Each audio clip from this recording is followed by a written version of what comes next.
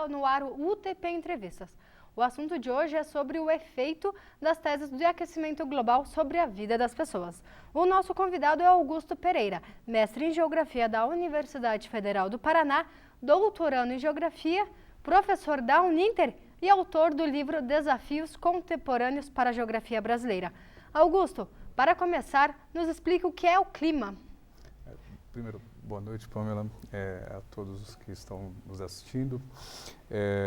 Existem várias concepções que a gente pode ter de clima, ou a própria ciência, os diversos climatólogos, ao longo do tempo, construíram inúmeras formas de se pensar o clima. E mesmo a ciência não é a única que daria a ideia do que é o clima. Você pode ter uma visão filosófica do que é o clima, você pode ter uma visão religiosa do que é o clima. Para alguns religiosos, por exemplo, o clima é uma providência de Deus, né? Você pode ter visões míticas sobre o clima, né? Então, pensarmos que, sei lá, o trovão é Thor trazendo lá o seu Mjolnir, né? Com o seu martelo e bradando nos céus. Mas eu trabalho com a visão científica, que não é necessariamente melhor ou pior, ela tem uma finalidade específica para a sociedade, né? Na visão científica que nós construímos, uma que eu gosto muito, é a visão de que o clima é a sucessão habitual de condições meteorológicas ao longo de um período estatisticamente relevante, geralmente no mínimo 30 anos. Com 30 anos de dados estatísticos, você consegue ter uma visão de estabelecimento do que são as condições climáticas, né? Então, por exemplo, em 30 anos eu consigo ter uma quantidade de leituras significativa para eu dizer para você, olha, no Nordeste as condições climáticas são de semiárido, então chove muito pouco ao longo de um ano. Quando chove, geralmente é muito drástico, chove muito em poucas horas. Há muita evapotranspiração, evaporação, e isso é diferente das condições, por exemplo, que a gente encontra na Amazônia, onde você vai ter uma condição climática, um tipo climático de grande pluviosidade, mais de 2.000 milímetros por mês, com poucos meses seco, e o que eles chamam de seco não é o seco do Nordeste brasileiro, semiárido. Então, o clima, quando nós olhamos assim essa sucessão habitual, e é isso que a ciência pode nos ajudar, é que o clima não é estático. Isso é muito interessante do que a visão científica pode nos dar. Que quando eu falo de sucessão habitual, eu estou falando de médias, mas eu também estou falando de extremos. Nós falamos muito de médias, nas nossas aulas do ensino médio a gente aprendeu isso, né? Mas a gente tem uma questão que a gente entende o evento extremo como algo muito atípico. E, na realidade, o evento extremo é algo que faz parte da natureza. Então, grandes chuvas torrenciais, períodos secos e tal. Mas nós vivemos muito pouco. No Brasil, a média etária das pessoas não chega a 80 anos. Então, a gente vê muito pouco dos tipos climáticos ao longo da nossa vida. Quando acontece um evento intenso, para nós é chocante e parece até que uma coisa que alterou significativamente, não como algo natural dos processos físicos da Terra. E quais são os argumentos, quais são as teses, né, do aquecimento global sobre a vida das pessoas? Bom, hoje tem uma grande discussão, algo que afeta cotidianamente as nossas vidas.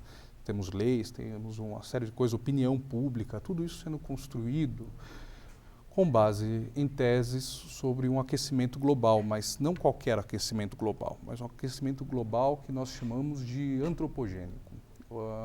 Ou seja, a gênese dele está no antropos, está no homem, na humanidade. A humanidade, a partir da industrialização, teria criado condições tais de emissão de gases de efeito estufa, como o gás carbônico, entre outros, e nós teríamos mexido no clima e começado um processo que ele, inclusive, seria, ele se autorreforçaria com o tempo e nós teríamos começado um processo de aquecimento do globo, de toda a troposfera, essa parte inferior da atmosfera, por conta de ações humanas. Isso é a tese do aquecimento global. E os seus efeitos sobre a nossa vida, quer dizer, a percepção das pessoas é que, se você encontra uma pessoa mais velha, olha, não era assim o clima. As coisas não eram assim. Há 30 anos atrás, minha filha, o seu avô diria, né? Eu morava aqui, minha filha, e a coisa era diferente, não era assim. E quando a gente vai observar, ele começa a falar das mudanças e todo mundo se preocupa com isso e a tese acaba trazendo uma explicação sobre essas mudanças que as pessoas sentem. Essa tese, de uma maneira geral, tem grandes efeitos. Nós tivemos em 2015, por exemplo, o Acordo de Paris, nós temos a Política Nacional de Mudanças Climáticas, né?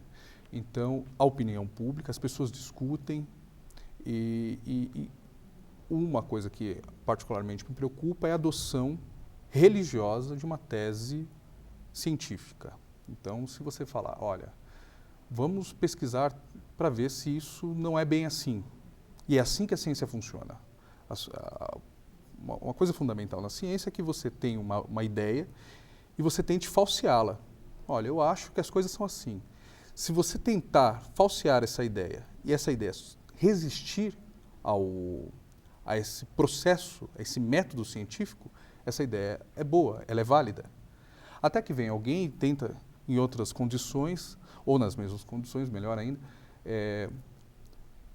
replicar esse seu método, e se ele atingir outros resultados, a sua tese não é boa. É essa que é a brincadeira. Então, me preocupa porque a tese é científica. Nós tentamos prová-la cientificamente, com grandes problemas, inclusive. Não é tão claro. Se a gente for bem franco, não existe certeza científica sobre o assunto.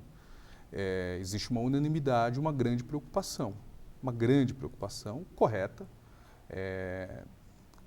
como que eu poderia dizer, baseada em cautela, né? Se a gente fala assim, puxa, tem sinais, tem indícios que desde da Revolução Industrial a gente mexeu no clima. Então a gente tem que estar alerta e colocar a ciência para pesquisar isso. Mas a adoção quase que religiosa dessa perspectiva, eu acho problemática porque impede que a gente discuta até que ponto isso está certo. Está certo aqui ou ali, não está certo em todas as condições. Né? E como a legislação brasileira e o direito ambiental são afetados por essa tese? Veja bem, como existem vários princípios do direito ambiental. São princípios muito bons. O Brasil tem concepções, é protagonista mundial em direito ambiental, a gente pode dizer que não. Quando a gente vê a ação de alguns atores políticos, empresas, a questão de Mariana e tantas outras, mas a nossa legislação ela é muito boa, né? Diversos dos nossos princípios são muito bons, são vanguarda no mundo. Um dos princípios é o princípio da prevenção. O princípio da prevenção, Pamela, é assim. Vamos supor que isso aqui, essa nossa mesa aqui é uma área, tá bom? E eu faço uma pesquisa e eu mostro que essa área, por baixo dela, tem rochas carbonáticas. Então, calcário, tem rochas que a gente estudou no ensino médio, tem estalagmite, estalagmite, lembra disso? Você vai lembrar que a estalactite e a estalagmite sempre caíam gotinhas, né? Significa o seguinte, aquilo são rochas onde percola muita água. O líquido percola facilmente, porque o gás não. A rocha carbonática, ela tem CaCO3, né? Então, pode ter outros, mas vamos dar o exemplo do CaCO3, né? O carbonato de cálcio. E ele é solúvel em água. Aí eu chego aqui e falo assim, aqui essa área aqui tem muito calcário.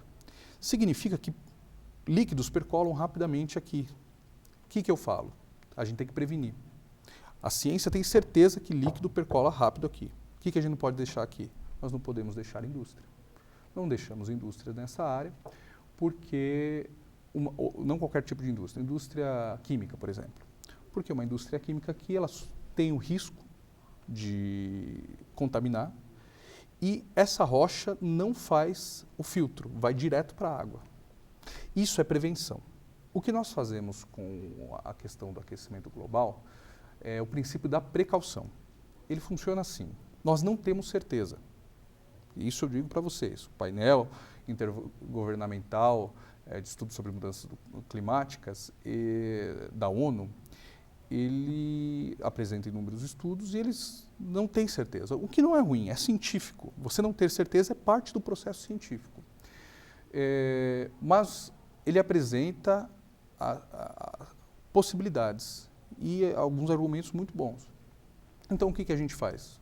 Nós somos precavidos. A gente não tem certeza, mas como o risco é grande, melhor a gente adotar algumas legislações que controlem esse possível dano que nós, humanos, podemos estar fazendo para o clima do mundo como um todo.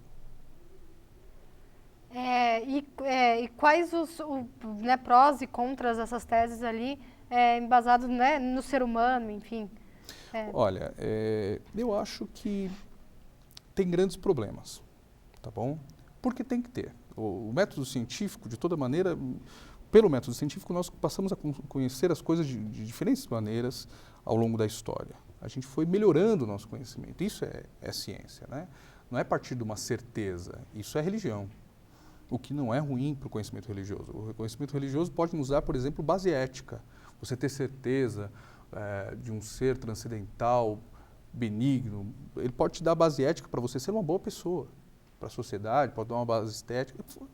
Não é esse o problema, mas a ciência é outra coisa. É a capacidade da gente criar argumentos que mostrem a maior acurácia com relação ao nosso conhecimento da realidade. E o que ocorre é que o método científico tem grandes problemas para a questão do aquecimento global antropogênico. Vou te dar um exemplo. Onde é que estão os nossos termômetros? O termômetro é uma coisa difícil de você tem que ter uma pessoa lá várias horas ao dia para ir lá e ler, porque você tem que marcar de poucos em poucos minutos qual foi a condição da temperatura. Tá? Ele tem que ter o mesmo padrão, tem que estar a 1 metro do solo, tem que estar coberto, tem que estar protegido dos ventos, tem que estar protegido da insolação direta, o entorno tem que ser, não pode ser pavimentado, ele tem que ser gramado. Não é qualquer lugar que você vai colocar isso. E você ainda tem que garantir que uma pessoa tenha acesso, uma pessoa qualificada. Então, os termômetros, no mundo inteiro, a maior parte dos termômetros estão em cidades. E nós estudamos, todo mundo aqui que está nos assistindo, estudou que nós temos um efeito nas cidades. A cidade, ela começa a criar uma ilha de calor. Então, o termômetro está aqui, mas as condições não são a mesma.